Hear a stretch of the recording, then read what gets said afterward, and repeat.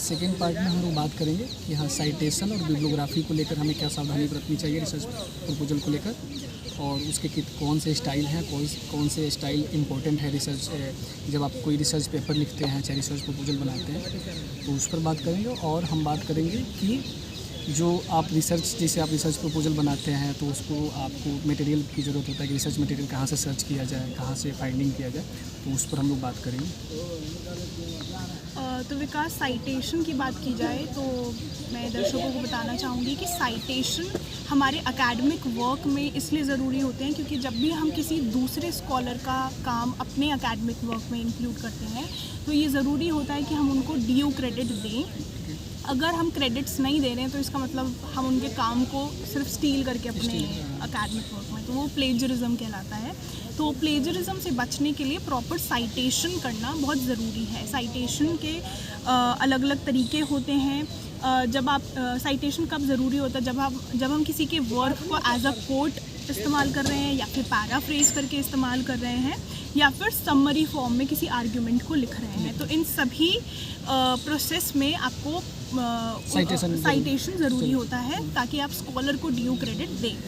तो साइटेशन के मेजरली 5 से 6 स्टाइल होते हैं: APA, APSA, MLA, Chicago style और हार्वर्ड स्टाइल। सोशल साइंसेस में मेजरली APA और शिकागो स्टाइल का यूज़ होता है, फॉलो किया जाता है। तो अगर आप रिसर्च प्रपोजल बना रहे हैं तो बेसिकली जितने भी जर्नल्स होते हैं जब आप उसमें आर्टिकल देते हैं तो वो लोग पहले से डिफाइन करके रखते हैं कि आपको कौन सा citation style through out the paper follow करना है। अगर आप पेपर पब्लिश करना चाहते हैं तो वो भी आपको गाइड कर देते हैं कि आप कौन सा स्टाइल आपको यूज़ करना है। बट अगर आप रिसर्च प्रपोजल कहीं सबमिट कर रहे हैं तो ऐसी कोई गाइडलाइन होती नहीं है। तो मेरा ये सजेशन रहेगा कि APA या फिर शिकागो स्टाइल आप फॉलो करें। इसमें आप रिसर्च प्रपोजल के लिए रिसर्च APA या शिकागो स्टाइल। तो ये स्टाइल्स जो है वो इंटेक्स्ट साइटेशन, फुटनोट्स और जो लास्ट में आपके रिसर्च प्रपोजल के जो बिब्लियोग्राफी या रेफरेंस लिस्ट जो बोलते हैं उसमें ये स्टाइल्स यूज़ किए जाते हैं। अभी इंटरनेट पे काफ़ी सारे ऐसे ऐप्स हैं जिसमें आप बिना मेहनत के अपना सिर्फ जो सोर्स है, जो भी लिंक है या बुक का नाम है वो आप डालेंगे तो आपका साइटेशन जिस भी फॉर्म में आपको चाहिए वो जनरेट हो सकता है।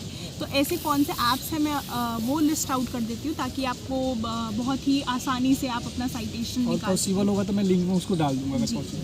तो एक स्क्रिबर ऐप है, स्क्रिबर SCRIBBER स्क्रिबर।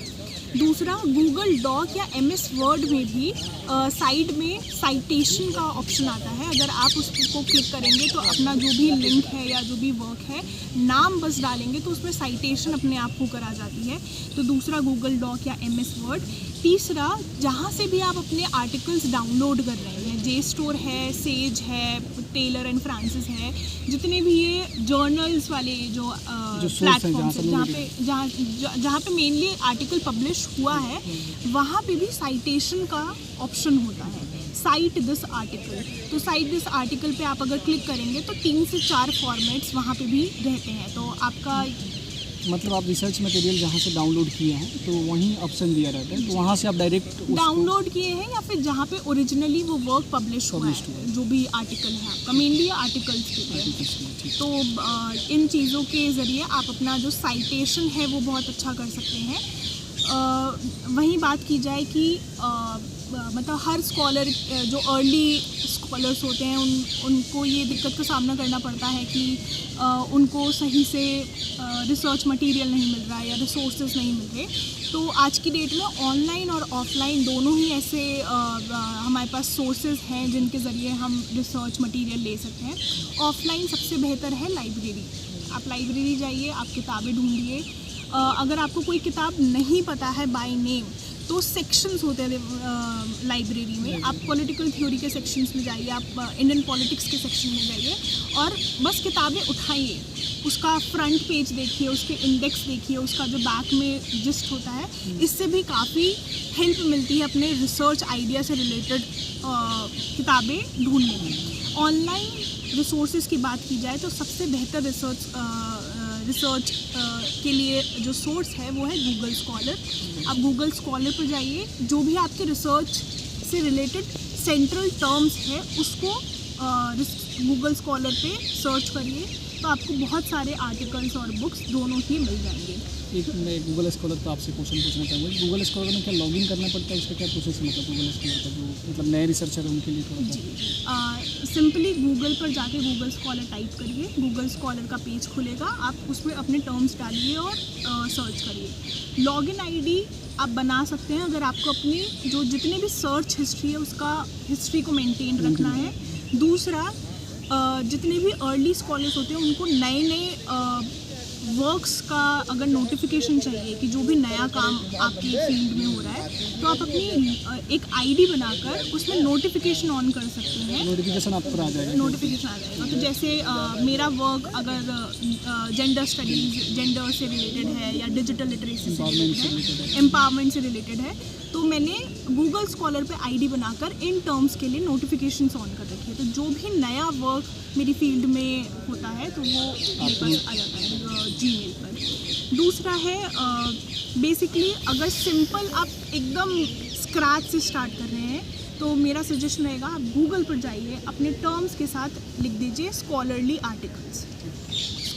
आर्टिकल्स ऑन डिसेंट्रलाइजेशन या स्कॉलरली आर्टिकल्स जिस टॉपिक पर आप सर्च करना चाहते हैं। तो स्कॉलरली आर्टिकल्स अगर आप ऐड कर देंगे अपने सर्च के साथ तो आपके पास लाइन लग जाएगी आर्टिकल्स की।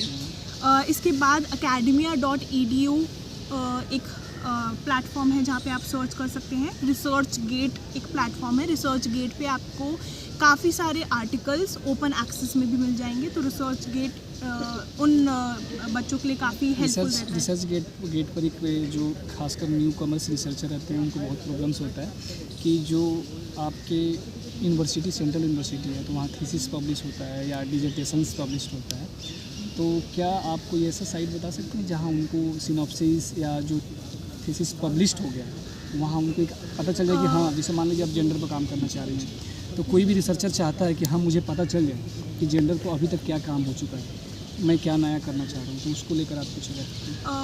इंडियन सेंट्रल यूनिवर्सिटीज़ की मेजरली थीसिस जो है वो शोधगंगा, ठीक है। तो जो भी थीसिस देखना चाह रहे हैं कि थीसिस कैसे लिखी जाती है या किस टॉपिक पर लिखा जाता है, तो आप शोधगंगा पर जा सकते हैं। वहाँ पे भी सेम प्रोसेस है। जो डैशबोर्ड है, सर्च ऑप्शन जो रहता है उसमें अपने टर्म्स सर्च करिए तो उससे फ़िल्टर आउट होकर आपकी चीज़ें आ जाएंगी। इसके साथ ही जे स्टोर एक बहुत बड़ा प्लेटफॉर्म है जहाँ पे आप अपने स्कॉलरली आर्टिकल्स देख सकते हैं। जे स्टोर का एक फ़ीचर है जिसमें हर मंथ आपको 100 फ्री आर्टिकल पढ़ने के लिए दिए जाते हैं।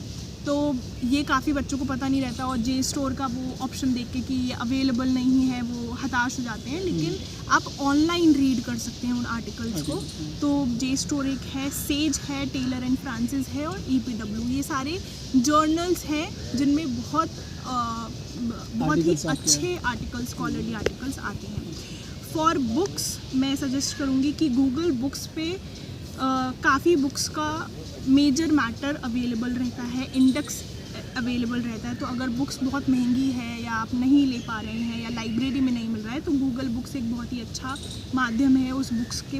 क्या आपके फ्री एक्सेस है? मतलब गूगल बुक्स में कुछ बुक्स का कुछ कंटेंट आपको मिलता है, तो जैसे इंडेक्स अगर आपको पढ़ना है या प्रीफेस पढ़ना है तो वहाँ से पढ़ सकते हैं। इसके साथ ही गुड रीड बुक्स भी एक ऑप्शन है।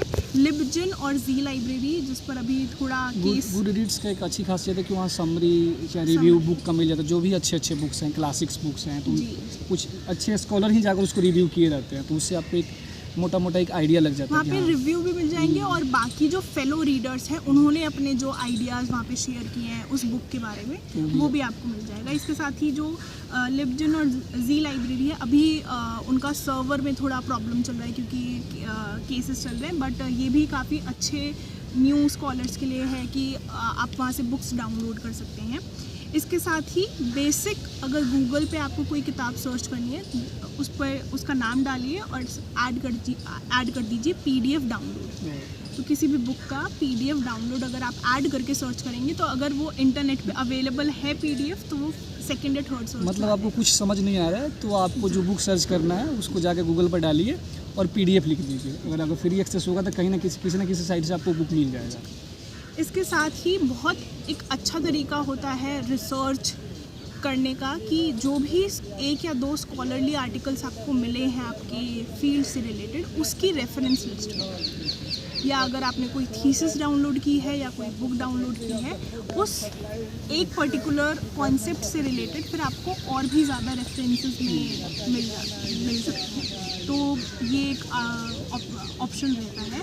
इसके साथ ही काफ़ी ऑनलाइन वेबसाइट्स हैं जिनमें स्कॉलरली वर्क पब्लिश होता रहता है, जैसे जैकोबियन मैक है या फिर न्यू लेफ्ट रिव्यू है, कैफे डिस्कसेंट है, ORF है, द कूटनीति। ये सारे ऐसे प्लेटफॉर्म्स हैं जो स्कॉलरली वर्क्स के लिए लेटेस्ट मतलब उस पर जो भी आपका लेटेस्ट जो भी काम हो सकता है। ORF एक बहुत अच्छा एक प्लेटफॉर्म है जहाँ से आप आर्टिकल्स ले सकते हैं। इंटरेस्टिंग चीज़ है कि अगर जेंडर पर काम करना चाह रहा है, चाहे कोई IR पर काम करना चाह रहा है, तो वो ORF के वेबसाइट पर जाकर देख सकता है कि मान लीजिए इंडो पैसिफिक पर काम कर रहा है तो वहाँ लेटेस्ट किसका वर्क आया है, उनका क्या अप्रोच है, क्या पर्सपेक्टिव है, उससे आपको आइडिया लगेगा। इंडियन पॉलिटिक्स के लिए द इंडिया फोरम एक वेबसाइट है। इसके साथ ही IR के लिए EIR करके एक प्लेटफॉर्म है।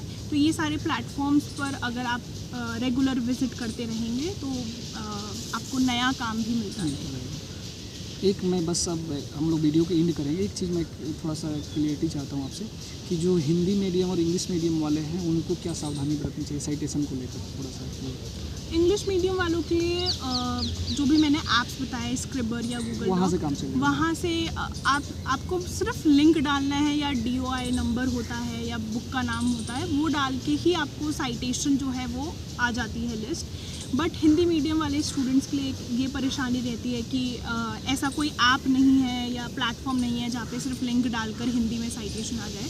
तो मेरा ये कहना रहेगा कि इंग्लिश में डालिए, जो भी किताबें आपने इंग्लिश में पढ़ी है उसका इंग्लिश में डालिए। जो भी साइटेशन का फॉर्मेट है वो आपके पास आ जाएगा, उसको जस्ट हिंदी में कन्वर्ट कर दीजिए। ट्रांसलेशन नहीं करना है। अगर किताब इंग्लिश में है तो इंग्लिश में ही उसका नाम लिखना है।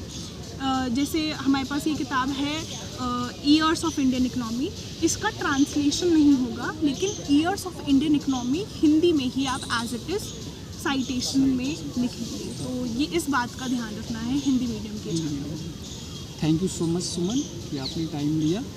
और एक चीज़ मैं बस एंड करना चाहूँगा इस वीडियो को कि हम लोगों ने जब वीडियो स्टार्ट करना क्या सोचा था तो उसमें सुमन ने बहुत हेल्प किया था कि इसको प्लानिंग करने में कि वीडियो को जो रिसर्च प्रपोजल है कैसे एक स्टेप बाय स्टेप वीडियो बनाया जाए कि रिसर्च प्रपोजल को अच्छे से समझा जा सके। अब आप कुछ बोल सकते हैं लास्ट में, जो नए न्यू कॉमर्स रिसर्चर हैं, चाहे जो पोस्ट ग्रेजुएट के स्टूडेंट्स जो हैं उनको अगर आप कुछ सजेशन देना चाहते हैं। विकास, ये आपने बहुत ही अच्छा इनिशिएटिव शुरू किया है, क्योंकि जब भी हम इन तैयारियों के एडमिशन की तैयारी के प्रोसेस में होते हैं तो हम बहुत ही अपने आप को लॉस्ट फील करते हैं कि कुछ गाइडेंस नहीं है या इंटरनेट पे इतनी चीज़ें हैं कि हमें समझ नहीं आता कि क्या चीज़ें लें। तो ये आपका इनिशिएटिव बहुत अच्छा है इस दिशा में कि बच्चों को हेल्प मिलेगा। जो भी अपकमिंग स्कॉलर्स हैं जो एडमिशन के लिए अपनी तैयारियों में लगे हुए हैं, मेरा एक यही एडवाइस होगा कि अपने रिसर्च प्रपोजल, जो रिसर्च आइडिया है, उसके प्रति बहुत ही ट्रूथफुल रहें, बहुत ही कमिटेड रहें। एक बार आपने उसमें कमिटमेंट दे दी तो 5 से 6 साल आपको उस पर काम करना है और लाइफ लॉन्ग आपके लिए वो एक टैग रहेगा कि आपकी PhD किस में हुई है। तो आप जेन्युइनली उस रिसर्च में इंटरेस्टेड हैं तभी आप आगे कदम बढ़ाइए और all the best. Again, thank you so much, Suman. Thank you so much, all of you.